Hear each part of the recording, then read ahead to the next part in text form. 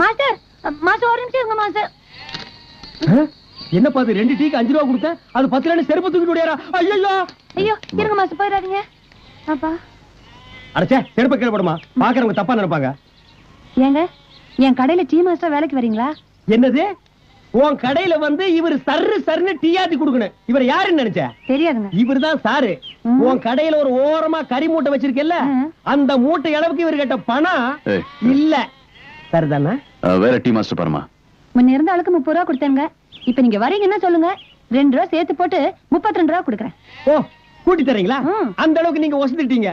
ஊட்டியில tea estate வச்சிருக்க ஓனி. என்ன ஓனி? ஆம்பளைங்கன்னா ஓனர், பொம்பளைங்கன்னா ஓனி. யோ பாப்பா, நீ வேற ஆள் பாருமா. கைகி நீட்டு வேலை வச்சுக்காத. ஏங்க நான் என்ன உன்னை கல்யாணம் பண்ணவா கூப்பிட்டேன்? வேலையும் கொடுத்து கையில காசும் கொடுக்கலான்னா பெருசா பீத்துக்கிறியா என்னவோ?